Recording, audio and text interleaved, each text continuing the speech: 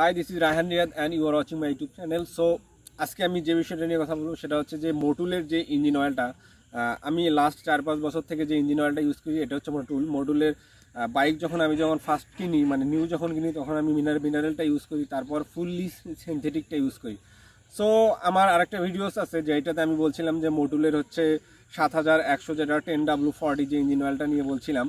So ওই engine অয়েলটা ছিল হচ্ছে fully synthetic engine oil. So এখন বিষয়টা হচ্ছে যে নর্মালি আমি 2 থেকে 2500 কিলোমিটারের মধ্যে কিন্তু ইঞ্জিন অয়েলটা চেঞ্জ করি, মানে প্রতি মাসে দেখা যায় যে একবার বা দুইবার ইঞ্জিন অয়েল চেঞ্জ করা হয়। লং ট্যুর থাকলে দেখা যায় যে দুইবার বা একবার ইঞ্জিন অয়েলটা চেঞ্জ করা হয়। এখন ইঞ্জিন অয়েলের বিষয়টা যে একটা বিষয় যে আপনারা হয়তো বা থাম্বনেলটা দেখে বুঝতে পারছেন যে মটুলের কিছু মানে ব্যাড সাইড আছে, যে মটুল আসলে ভালো এবং খারাপ। আমি এতদিন শুধু ভালো জিনিসটাই বলছিলাম যে মটুলের ভালো দিকগুলো সবচেয়ে বেশি। সো নর্মালি আমি আমাকে কেউ যখন বলে যে ভাই আমার বাইকের জন্য কোন ইঞ্জিন অয়েলটা ইউজ করা যায় বা বাইকের জন্য কোন ইঞ্জিন অয়েলটা ভালো, তখন আমি ফার্স্ট যে কথাটা বলি সেটা হচ্ছে যে মটুলের ইঞ্জিন অয়েলটার কথা বলি, কারণ মটুলটা হচ্ছে বেস্ট। মানে এখন আমাদের দেশের যে ইঞ্জিন অয়েলগুলো কিন্তু পাওয়া যায় তার মধ্যে হচ্ছে অনেকগুলো ইঞ্জিন অয়েলে কিন্তু ফেক, মানে অরিজিনালটা পাওয়া খুব টাফ। তারপরে ইঞ্জিন অয়েলগুলো ওইভাবে আমাদের ওয়েদারের সঙ্গে অ্যাডজাস্ট হয় না। ইউজ করার পরে মটুল যখন রিকমেন্ড করে যে হচ্ছে এই ইঞ্জিন অয়েলটা 4000 কিলো বা 5000 কিলো, এমনও বলে যে 6000 কিলোমিটার পর্যন্ত যায়। ফুললি সিনথেটিক ইঞ্জিন অয়েলটা নর্মালি 3 থেকে 5000 কিলোমিটার পর্যন্ত যায়, কিন্তু আমি 5000 কিলোমিটার ইউজ করতাম না। সো আমি যাদেরকে বলছি ওরা যখন 3000 কিলোমিটার যখন ইঞ্জিন অয়েলটা ইউজ করে তখন অনেকগুলা প্রবলেম ফেস করে। সো আমাকে বলছিল যে ভাই মটুল ইঞ্জিন অয়েল ইউজ করার পরে অনেকগুলা প্রবলেম হচ্ছে। সো আমি প্রথমে এটা বিশ্বাস করিনি, কারণ আমি আসলে ওই ধরনের প্রবলেম ফেস করিনি। তারপর আমি যখন ওদের সঙ্গে কথা বলি যে আসলে কোন কোন প্রবলেমগুলো ফেস করেন, তখন তারা বলে যে হচ্ছে যখন মডুলটা 2500 কিলোমিটার পার হয়ে যায় ইঞ্জিন অয়েলটা, তখন মূলত এই প্রবলেমগুলো ফেস হয়।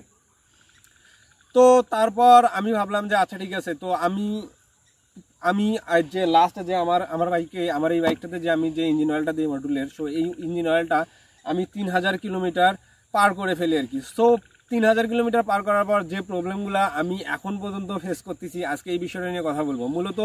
মূলত এই প্রবলেমটা শুরু হয়েছে হচ্ছে 2500 কিলোমিটারের পর থেকে। সো মূলত 2500 কিলোমিটারের পর থেকে এই প্রবলেমগুলো হয়, তার আগে কিন্তু এই প্রবলেমগুলো হয় না। সো নাম্বার 1 যে প্রবলেমটা সেটা হচ্ছে যে এইটার গিয়ার শিফটিংটা কিন্তু হার্ড। সো গিয়ার শিফটিংটা যদিও বা সুজুকি জিক্সারের গিয়ার শিফটিং আপনারা যারা এই বাইকটা ইউজ করেন, সুজুকি জিক্সার বা জিক্সার এসএফ ইউজ করেন, তারা একটা বিষয় আপনারা অবশ্যই অবগত আছেন, সেইটা হচ্ছে যে এইটার গিয়ার শিফটিংটা কিন্তু ইজি নয়। সো এইটার গিয়ার শিফটিংটা নর্মালি অন্যান্য বাইকের তুলনায় এটা কিন্তু হার্ড। সো যখন মডুল দেওয়ার কিন্তু এটা কিন্তু স্মুথ হয়ে যায়। সো স্মুথ ফাস্ট, অর্থাৎ 0 থেকে আপনার 2500 কিলোমিটার পর্যন্ত কিন্তু এটা স্মুথ থাকে, কিন্তু 2500 কিলোমিটারের পর যায় কিন্তু এটা হার্ড হয়ে গেছে। আমার বাইকে অলমোস্ট এইটা 3000 কিলোমিটার এখন হচ্ছে, মানে মডুল ইঞ্জিন দেওয়ার পর এটা 3000 কিলোমিটার। সো এইটা কিন্তু ইজি না, এটা কিন্তু অনেক হার্ড। আপনারা দেখতে পাচ্ছেন। সো এটা নিউট্রাল করার সময় বোঝা যায় যে এটা কীরকম হার্ড হয়ে গেছে। সো মেইন প্রবলেমটা হচ্ছে এইটা। আমি আরও অনেকের কাছ থেকে শুনছি, তাদেরও সেম একটা বক্তব্য যে ভাই আমাদের বাইকের যে হচ্ছে গিয়ার শিফটিংটা কিন্তু আগের চেয়ে হার্ড হয়ে গেছে। সো এইটা একটা কথা। তারপর আসি যে বিষয়টা, সেটা হচ্ছে যে বাইকের ইঞ্জিন নয়েজটা কিন্তু প্রথমের দিকে মটুল দেওয়ার পরে অন্যান্য ইঞ্জিন অয়েল দেওয়ার পরে যে নয়েজটা থাকে বা সাউন্ডটা থাকে, ওই সাউন্ডটা কিন্তু অর্থাৎ 2500 কিলোমিটার পরে এটা কিন্তু চেঞ্জ হয়ে গেছে। সো আমি এখন বাইকটা স্টার্ট করবো অ্যান্ড সাউন্ডটা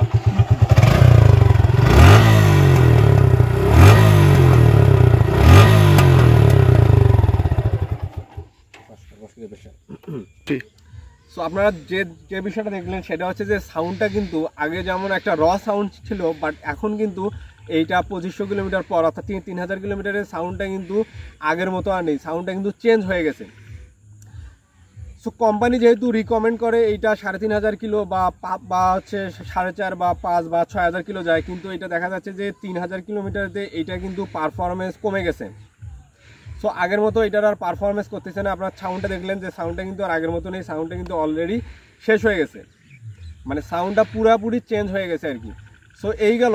এখন আমি থার্ড যে পয়েন্টটা, সেটা হচ্ছে যে এইটার মেইন যে ইস্যুটা মডুলের, এই ইস্যুটা কিন্তু অনেক ক্ষেত্রে এটা কিন্তু প্রমাণ হয় যে থার্ড যে ইস্যুটা সেটা হচ্ছে যে ইঞ্জিন অয়েলের লেভেলটা কমে যাওয়া। সো আমি এখন দেখাবো যে প্রথমতে যেহেতু এটা ইঞ্জিন অয়েলের লেভেল এখন কি অবস্থা আছে। আর ইঞ্জিন অয়েল লেভেল যখন আপনারা চেক করবেন তখন একটা জিনিস আপনারা খেয়াল করবেন, বাইকটা যেন আপনার সোজা অবস্থায় দাঁড় করানো থাকে। তো আমি 5 মিনিট বাইকটা সোজা অবস্থায় দাঁড় করানোর পরে আপনাদেরকে ইঞ্জিন অয়েলটা দেখাচ্ছি যে ইঞ্জিন অয়েলের লেভেলটার কি অবস্থা। সো বাইকটা অলমোস্ট হোল স্টার্ট করা আছে। এখন আমি যদি দেখাই যে আমার এই বাইকের ইঞ্জিন অয়েল লেভেলটা, সো ইঞ্জিন অয়েল লেভেল কিন্তু অনেক কম। সো আপনারা দেখতে পাচ্ছেন 3000 কিলোমিটারেতে এই ইঞ্জিন অয়েল এতটা কমে যাওয়ার কারণটা আসলে মানে কি বলবো আর। সো এইটা কিন্তু অলমোস্ট ফুল এখন হচ্ছে লোয়ে নিচে নেমে গেছে আর কি, মানে ফুল ছিল বাট 3000 কিলোমিটারেতে এই অবস্থা হয়ে গেছে। সো এখন এইটা হচ্ছে 1-2 দিনের মধ্যে চেঞ্জ করতে হবে, এইটা হচ্ছে একটা কথা। সো ইঞ্জিন অয়েল লেভেল কিন্তু আগের চেয়ে কিন্তু অনেক কম। সো থার্ড পয়েন্ট এইটা, তার মানে হচ্ছে মডুলের মেইন প্রবলেম হচ্ছে এইটা। সেইটা হচ্ছে যে আমি দেখছি যে মিনারেল হোক বা সিনথেটিক হোক, সেইটা হচ্ছে যে দেখা যায় যে মিনারেলটা 700-800 কিলোমিটারের পরে ইঞ্জিন অয়েলের যে লেভেলটা এইটা কিন্তু আস্তে আস্তে কমে যায়। অর্থাৎ ড্রেন দেওয়ার সময় দেখা যায় যে 100 গ্রাম বা 150 গ্রাম ইঞ্জিন অয়েল কম হয়। সো অনেকেই বলতে পারে যে বাইকের বয়স বেশি হয়ে গেলে বা বাইকের যদি অন্যান্য প্রবলেম থাকে তাহলে ইঞ্জিনের প্রবলেম হলে এইটা হয়, কিন্তু না, আমার বাইকে আমি অন্য ইঞ্জিন অয়েল দিয়ে দেখছি বাট ওইটার কোনো প্রবলেম হয় না। মানে ওইটার ইঞ্জিন অয়েল লেভেল কমে না। ওইটা 1000 কিলোমিটার ড্রেন দেওয়ার পরে দেখা যায় যে হয়তো বা 10 গ্রাম 20 গ্রাম এরকম কমে যায়। বাট মোটুলের ইঞ্জিন অয়েলটা ড্রেন দেওয়ার সময় মিনিমাম 50 থেকে 100 গ্রাম ইঞ্জিন অয়েল কম হয়ে যায় আর কি।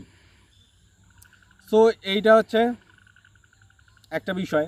এরপর আমি যদি আসি, সেইটা হচ্ছে যে এরপর যে প্রবলেমটা ফেস করতে হয় সেটা হচ্ছে যে ক্লাসটা কিন্তু আগের চেয়ে একটু হার্ড মনে হবে আর কি।